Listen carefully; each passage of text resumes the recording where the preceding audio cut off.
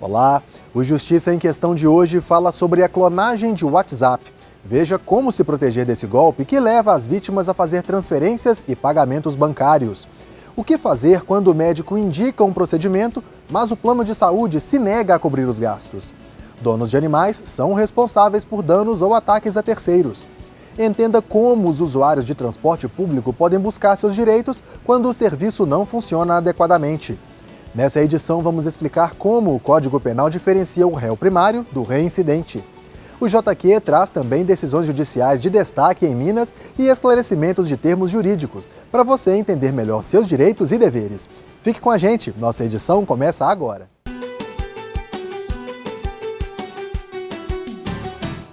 Ter um animal não representa apenas diversão ou trabalho.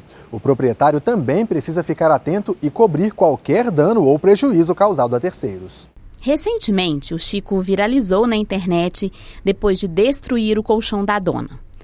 Com essas duas aí, não é muito diferente. Companheiras e senhoras do coração da Rejane, a Nick e a Bia ganharam seus nomes em homenagem às deusas gregas que representam a força e a velocidade. Em casa, as marcas estão visíveis.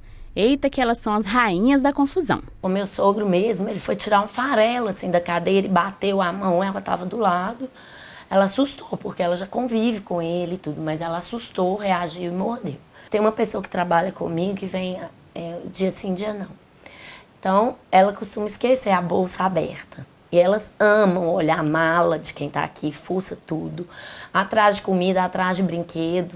Então ela pegava batom, escova de cabelo, escova de dente, foram várias. Então já estragou um livro da minha filha que veio da biblioteca. A minha filha sempre foi estudar, elas morderam o livro.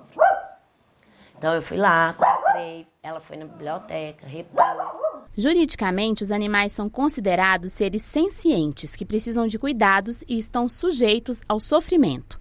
Agem por instinto e, por isso, não podem responder legalmente por suas condutas. Evidentemente que tem um artigo expresso no Código Civil, que é o artigo 936, que fala que o dono ou detentor de animal é responsável de ressarcir qualquer dano que esse animal possa cometer contra o terceiro. Além dos pequenos estragos causados por essas duas travessas aqui, a Rejane já teve de cobrir prejuízos maiores provocados por 11 cães que ela tem no sítio da família. Os avisos de que os cães são bravos estão por todo lado no sítio, mas os prejuízos sempre aparecem e a Rejane cobre os danos. O que me dá mais prejuízo mesmo são os pastores. Eles gostam muito de ir no pasto do vizinho. Eu não tenho gado, eu não crio gado, mas eles vão no pasto do vizinho, atacam os bezerros.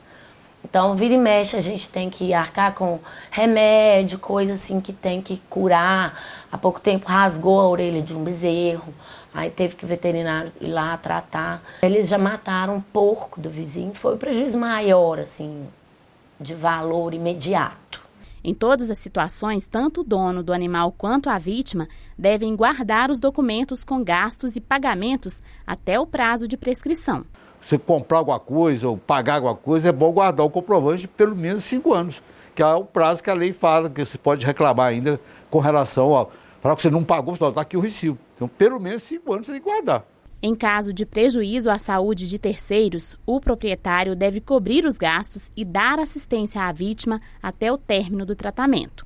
Quando houver força maior ou caso fortuito, situações em que foi impossível evitar ou minimizar os efeitos, ou se ficar comprovado que a vítima também teve culpa no incidente, os donos ficam livres de arcar com os custos. O que caracteriza a culpa é isso: imprudência, negligência e imperícia. Se a vítima também contribuiu para que o fato acontecesse, largando a porta aberta para o cachorro entrar, quando deveria estar fechada, aí isso é caso a caso que você examina. Que se a vítima provocou o cachorro, por exemplo, o cachorro vai lá e mordeu a criança, só, mas você provocou o cachorro está passando normalmente na rua, você foi lá jogar uma pedra nele, ele te avançou, você contribuiu para que ele te atacasse também. Então, nesses casos, é específico, é caso a caso, dependendo das provas que produziram o processo para te trazer essa convicção. É hora de descomplicar mais uma expressão jurídica. Nessa edição, o quadro ABC do Judiciário explica o significado de nome fantasia. É um nome que você usa para alimentar o seu comércio, mas não é um nome verídico, não é isso? A nome fantasia não é um nome que tem nem, porque é o nome da empresa mesmo. É um nome criado, é um nome fictício. Nome fantasia, também conhecido como nome de fachada ou marca empresarial, é o nome popular de uma empresa e pode ou não ser igual à sua razão social. Geralmente, é o nome que serve para a divulgação de determinada empresa, visando maior aproveitamento de sua marca e da estratégia de marketing e vendas. Um exemplo de nome fantasia é o do Grupo Pão de Açúcar, pois o nome empresarial dessa rede de supermercados é Companhia Brasileira de Distribuição de Alimentos. A gente volta daqui a pouco para falar sobre os direitos do consumidor quando os planos de saúde se negam a cobrir procedimentos médicos e as reclamações contra o transporte público. Voltamos já.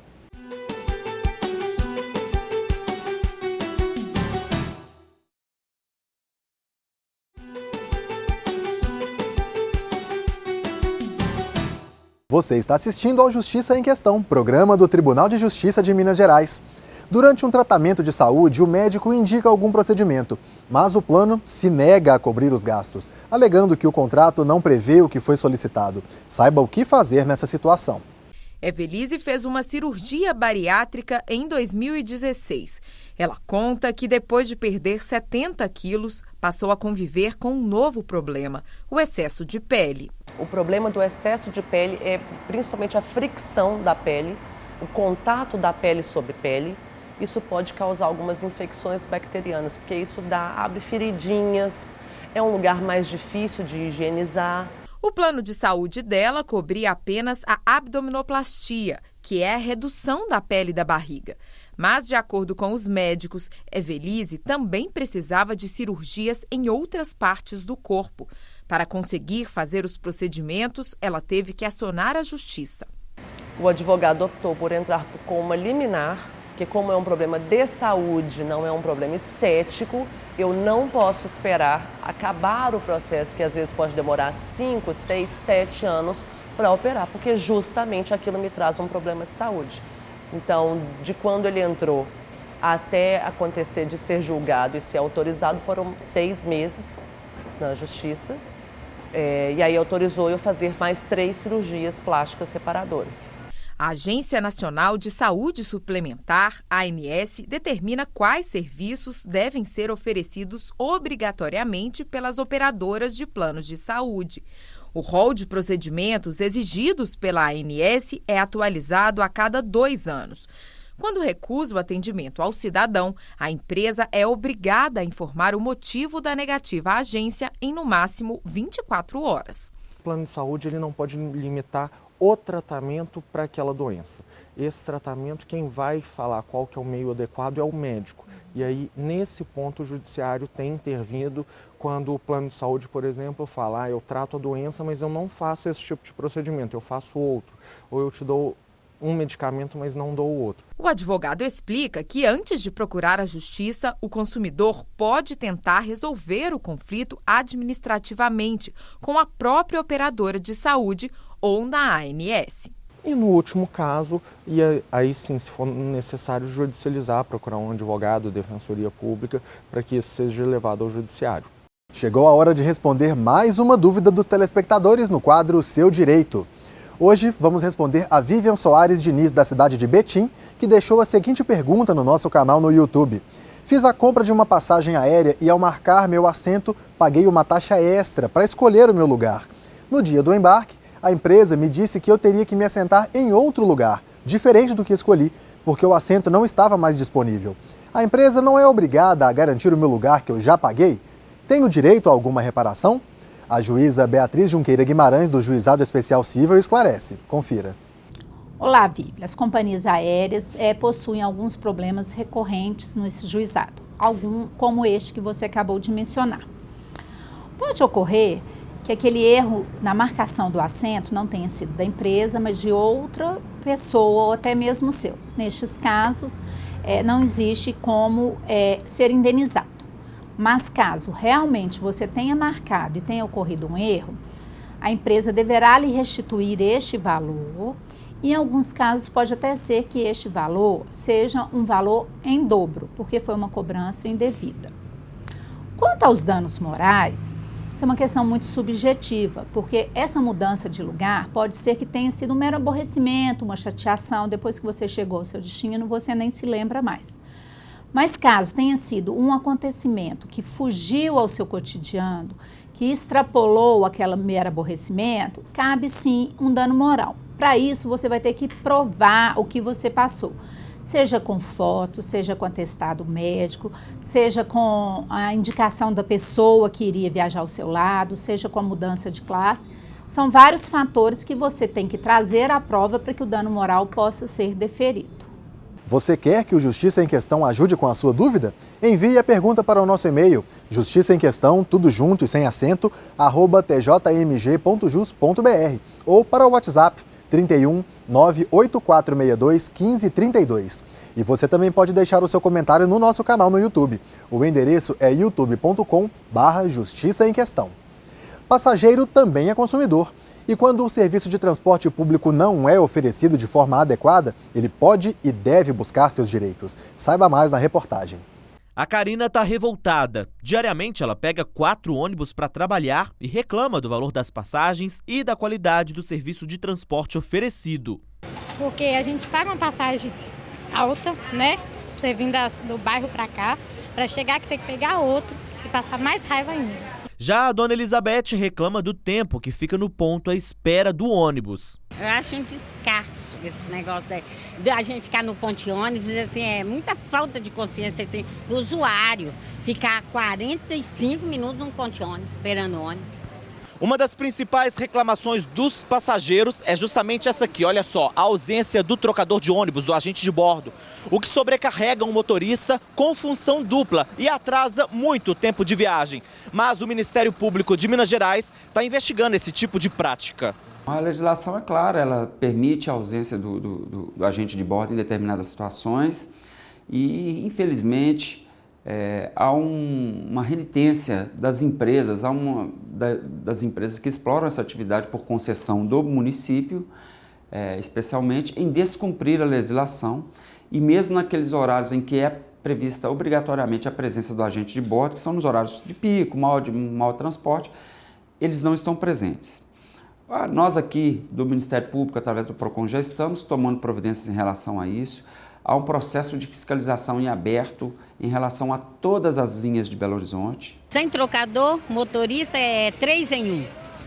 3 em 1, que é para cobrar, para dirigir, né, para tudo, para auxiliar os deficientes, tudo, né, aqueles de cadeira de roda. E é muito difícil e demora demais. Bom, e você sabia que ao pagar uma passagem de ônibus, o passageiro estabelece uma relação de consumo e por isso tem seus direitos assegurados pelo Código de Defesa do Consumidor? E existe legislação que define o serviço oferecido pelo transporte público. Nós temos regras a partir da esfera federal, na esfera federal, estadual e municipal. Eu destaco aí o Estatuto das Cidades e a Lei de Mobilidade Urbana como dois instrumentos jurídicos que garantem, em outras palavras, uma tarifa módica e serviços de qualidade. O promotor alerta que em caso de transtorno ou qualquer problema relacionado ao transporte público, é importante o cidadão requerer os seus direitos com a concessionária ou com a prefeitura. Não havendo solução, pode recorrer à justiça. Que seja cunho individual, o cidadão tem a disponibilidade de se socorrer aos juizados especiais da Fazenda Pública. Nós temos uma gama de atividades aqui. E às vezes, o problema, nós estamos aqui de frente para uma rua, o problema pode estar aqui. Mas eu não tenho, infelizmente, conhecimento, porque às vezes eu estou aqui trabalhando, não estou lá dentro do ônibus. O cidadão, às vezes, parte de uma premissa que nós temos conhecimento, nós somos onipresentes. Não eu, o promotor, mas as esferas estatais. Então, ele precisa acionar os mecanismos estatais para que esse serviço seja prestado com qualidade. Então, a gente pede à população que nos ajude. É um trabalho coordenado entre nós e a população, de forma a atingir os objetivos que é aqueles preconizados pela lei. No próximo bloco, nossa equipe fala sobre clonagem de WhatsApp e como golpistas estão levando vítimas a perder dinheiro. Voltamos em instantes.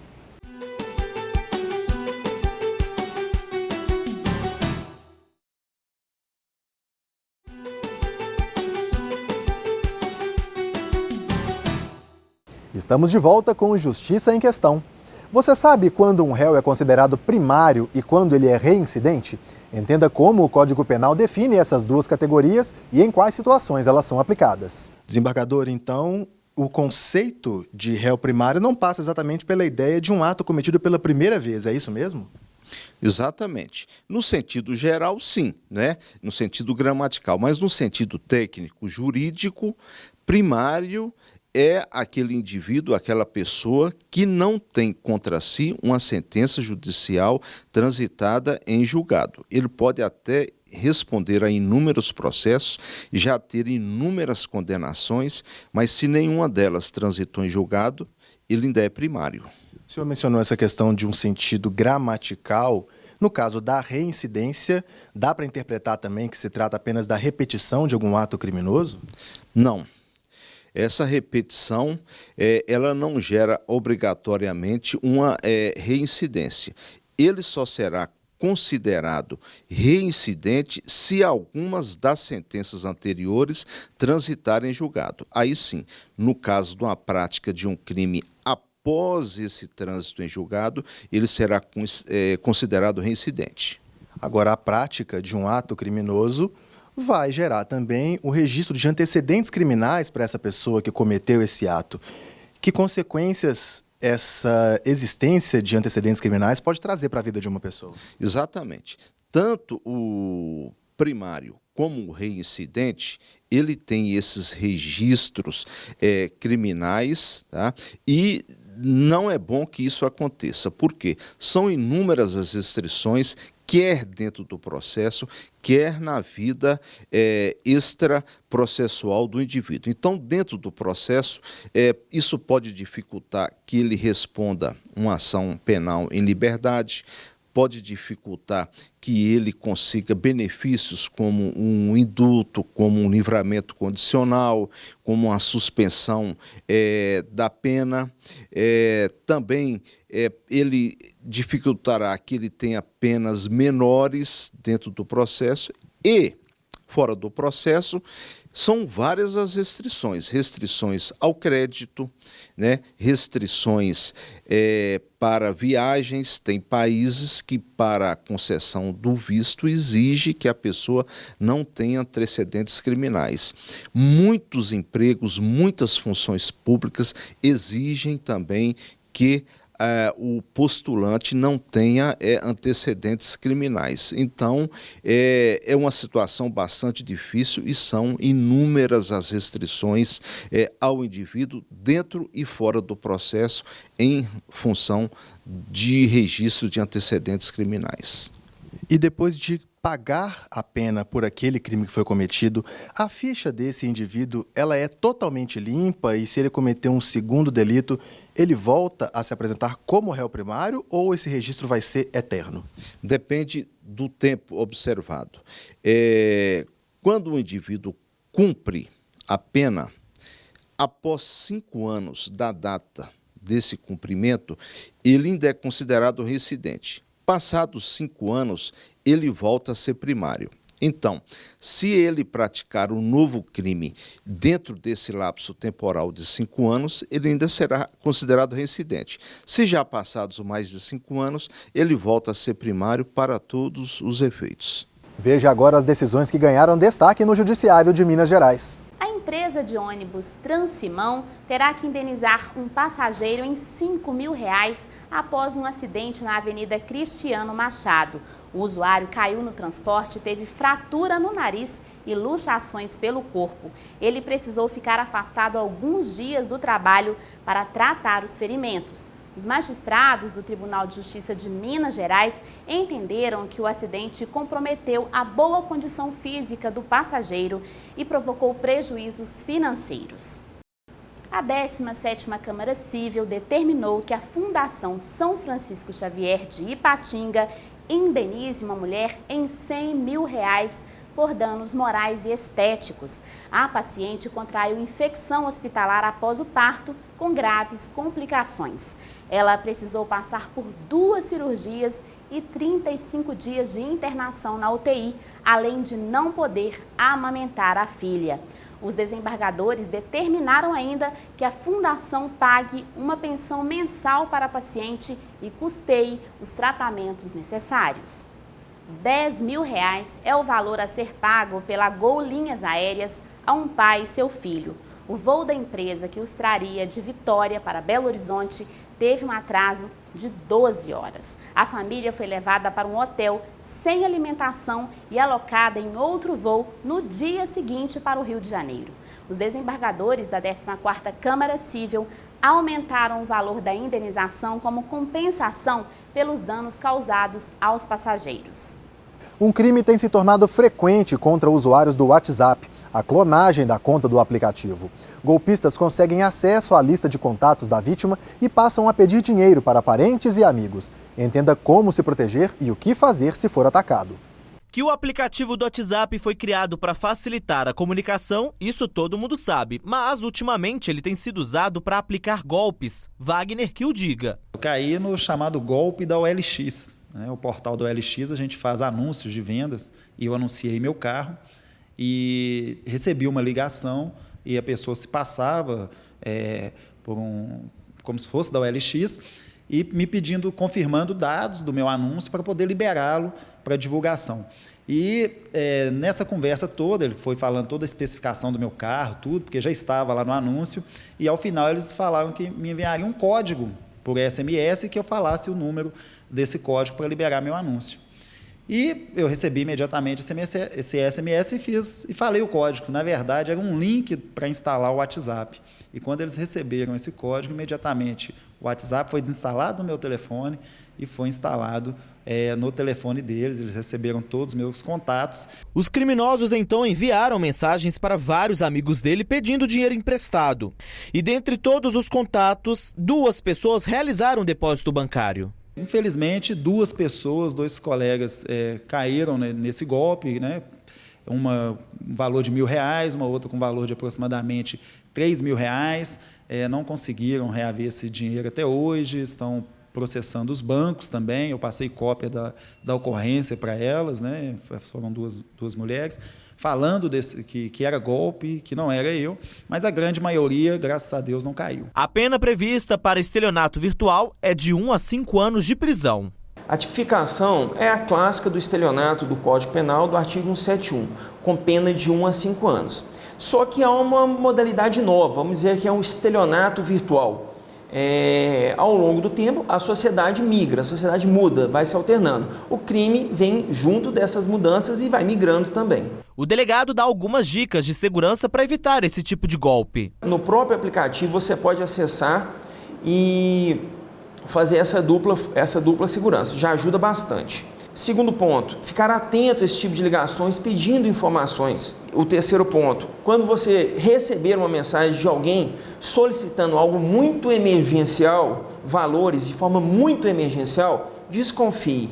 Tente contato de outra forma, tente ganhar um prazo.